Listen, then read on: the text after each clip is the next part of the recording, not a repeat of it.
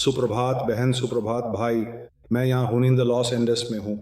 अभी अभी हमने स्वर्ग की उपस्थिति में आयोजित आध्यात्मिक उपचार सभा समाप्त की है, जिसे अनाहीन फाउंडेशन ने आयोजित किया था। मैं ही वह था जिसने इसका समन्वय किया और इस सभा के दौरान यीशु की पेंटिंग प्रदर्शित की गई, जो अनाहीन फाउंडेशन की है। ये पेंटिंग उस समय की है जब मसीह मेरे सामने प्रकट हुए, जब मैंने भगवान से प्रार्थना की कि वह पुष्टि करें कि जो कुछ भी मैं प्राप्त कर रहा हूँ वह सब सच है, क्योंकि मैं बहुत कुछ प्राप्त कर रहा था। एक समय तो ऐसा भी आया जब मैं भ्रमित हो गया था, इसलिए मुझे भगवान से यह प्रार्थना करनी पड़ी कि वह पुष्टि करें कि यह सब वास्तविक है। और जब मैंने आंखें बंद करके यह पुष्टि पाने के लिए प्रार्थना की कि ये सब सच है, तो मैंने आंखें खोलीं। मेरी आंखें और वे आंखें मुझे देख रही थीं। मैं थोड़ा पीछे हट गया और मेरे सामने मसीह खड़े थे। जब मैंने उन्हें देखा तो मैंने उनसे कहा, मैं बहुत कुछ नहीं समझता, लेकिन मैं तुम्हारे साथ चलूंगा। उस प्रकट होने को मेरी एक पेंटिंग में कैद किया गया था। 3 साल तक मैंने चित्र बनाए जो मैंने पहले कभी नहीं बनाए थे। बाद में मुझे एहसास हुआ कि स्वर्ग को केवल एक माध्यम की जरूरत थी, ताकि वह जो चाहता था उसे प्रकट कर सके।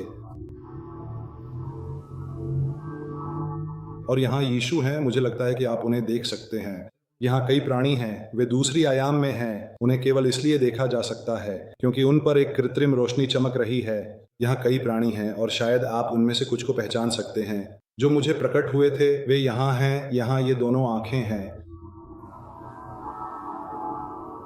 मेरे लिए ये आखिरी बात थी, ये निश्चितता कि भले ही मैं न समझूं, क्योंकि ये कुछ बहुत बड़ा है,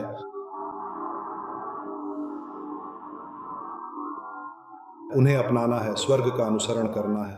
फाउंडेशन अनाहीन का कार्य मैंने स्वर्ग के अनुरोध पर शुरू किया था। इसका उद्देश्य मानव जाति की चेतना को जागृत करना है।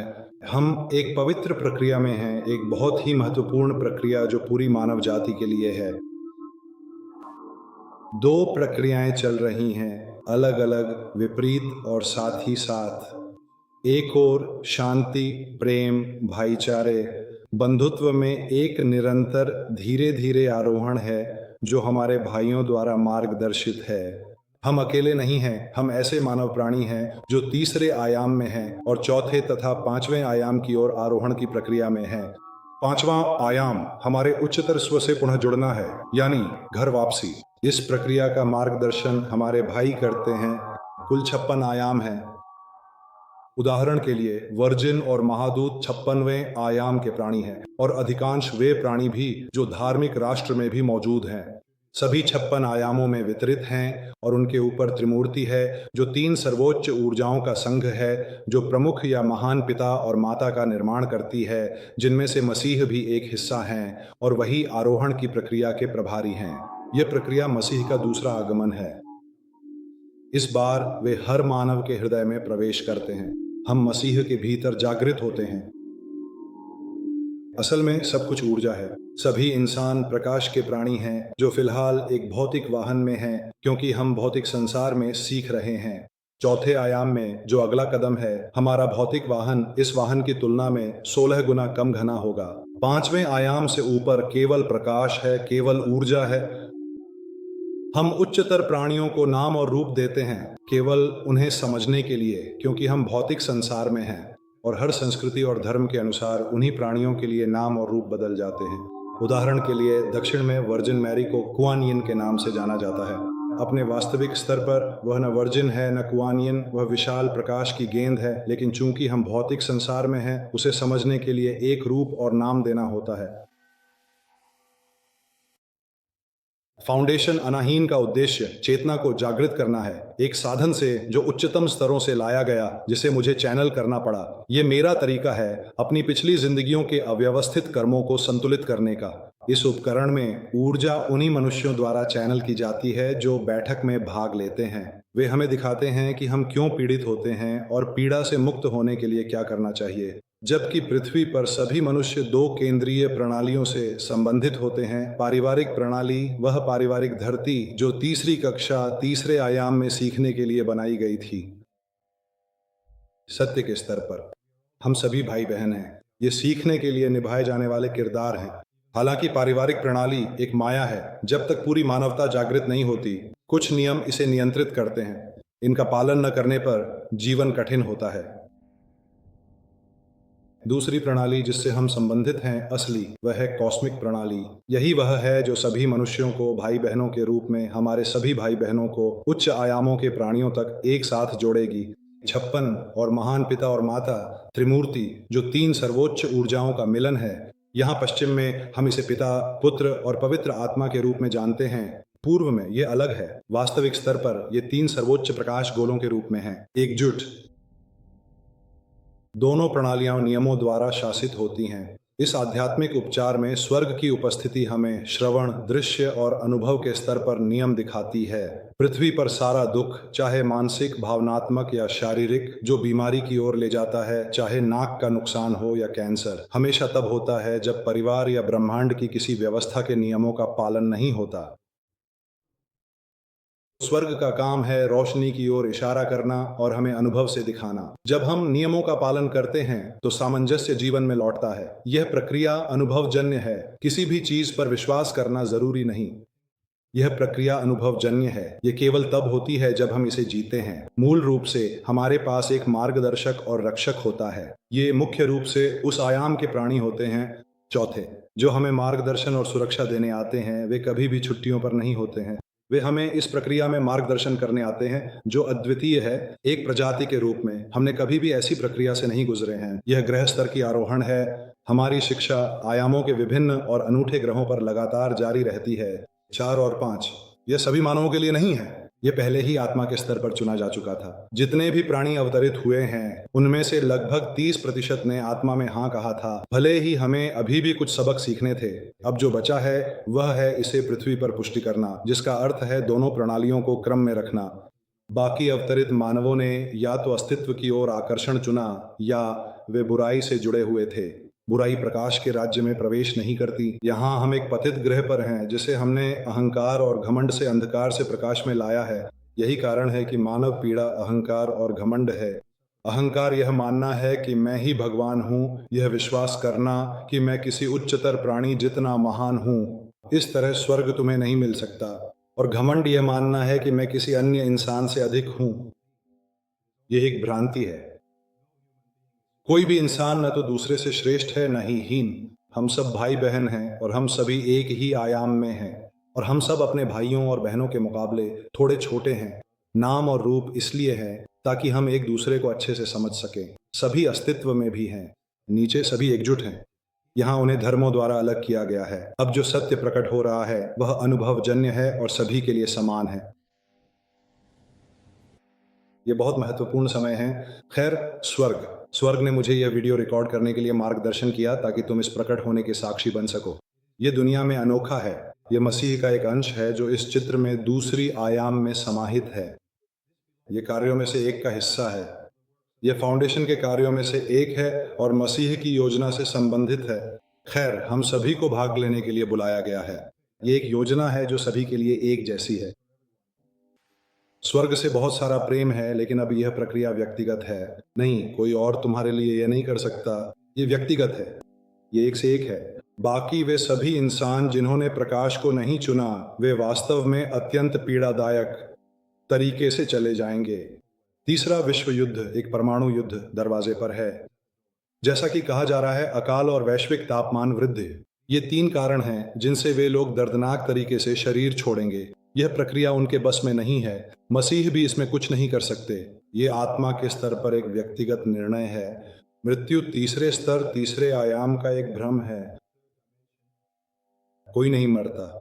हम इसे व्यक्तिगत रूप से स्वर्ग से होने वाले आध्यात्मिक उपचार के अनुभवों में भी अनुभव करते हैं। हम सभी एक ही जीवन है। हम सभी पृथ्वी पर जीवन योजना लेकर आते हैं। एक दिन की गर्भावस्था की योजना, जिसे हम गर्भपात कहते हैं। 3, 8, 20, 50, 100 साल की जीवन योजना सभी समान रूप से महत्वपूर्ण हैं। यह इस पर आधारित है कि हर उच्च आत्मा को क्या सीखना है। जीवन योजना समाप्त होती है, वाहन, शरीर रह जाता है और सब चलता रहता है। सभी जीवित हैं। कब्रिस्तानों में कोई नहीं, वह बस एक व्यापार है।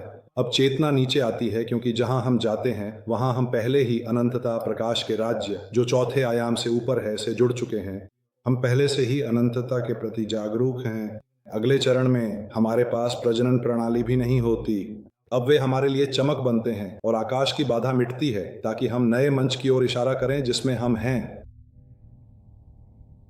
मैं आपको आमंत्रित करता हूं कि आप फाउंडेशन द्वारा समन्वित इन बैठकों में भाग लें।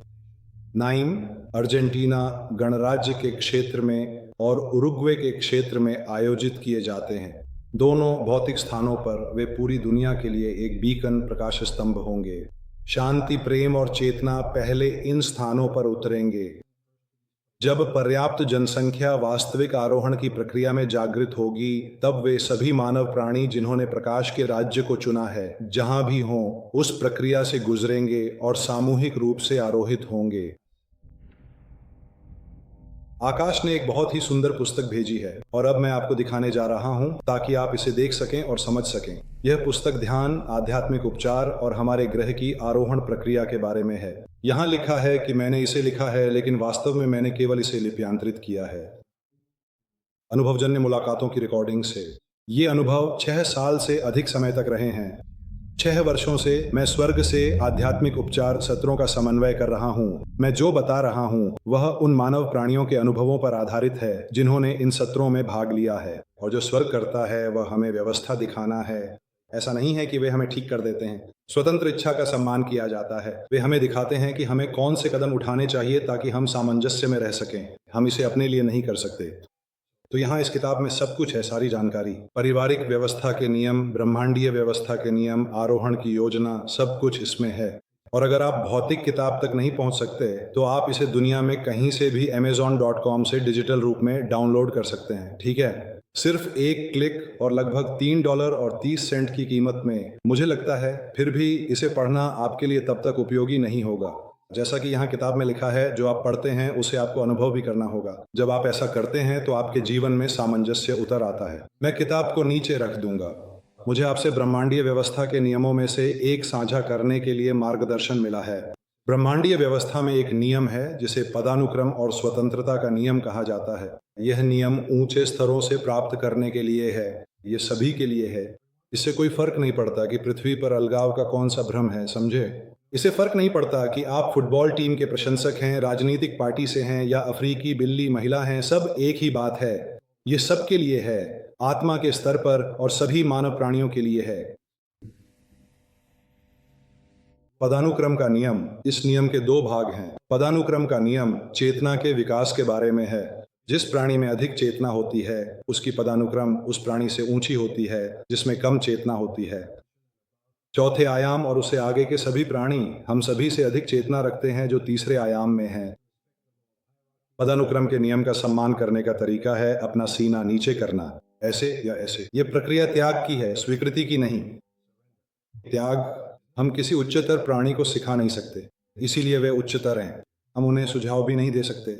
जब तक हम इस ग्रह को नहीं छोड़ते, हमारा कार्य केवल ग्रहण करना है, नियम पूर्ण है, स्वतंत्र इच्छा के साथ। इसका अर्थ है कि अगर मुझे सीधे स्वर्ग से बात करनी है तो मुझे भी सीधे स्वर्ग से बात करनी होगी, बिना किसी मध्यस्थ के। नहीं, कोई और ये तुम्हारे लिए नहीं कर सकता। ये एक व्यक्तिगत प्रक्रिया है। जब मैं स्वर्ग की बात करता हूँ तो मेरा मतलब है प्राचीन भाई बहन। तुम उन्हें चाहे जो भी नाम दो, कोई फर्क नहीं पड़ता।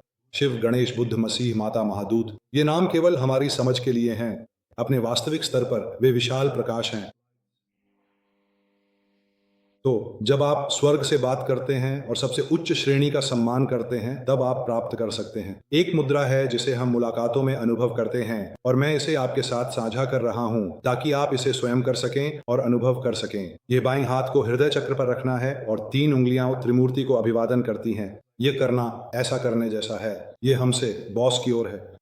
बॉस 3 उच्चतम ऊर्जाओं का मिलन है, एकजुट।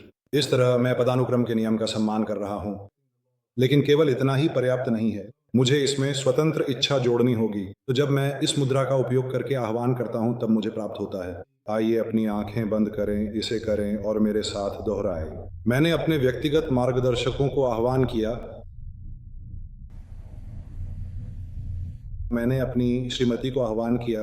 सबसे उच्च मैंने यीशु मसीह को आह्वान किया।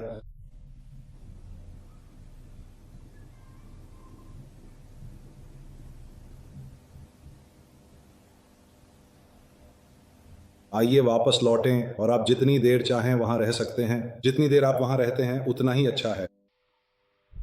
और यह तब किया जाता है जब आसपास कोई अन्य इंसान न हो, क्योंकि यह प्रक्रिया कोई दिखावा नहीं है, न ही यह कोई प्रवृत्ति है। यह पूरी मानव जाति का उत्थान है। और उच्चतर प्राणी छुट्टियों पर नहीं हैं, वे हमारी मदद करने के लिए आते हैं, हमारी सहायता करने के लिए, लेकिन पहल हमारी ही है। संपूर्ण ब्रह्मांड में इच्छा की स्वतंत्रता का सम्मान किया जाता है। यह केवल तभी होगा जब आप ऐसा करेंगे, ठीक है?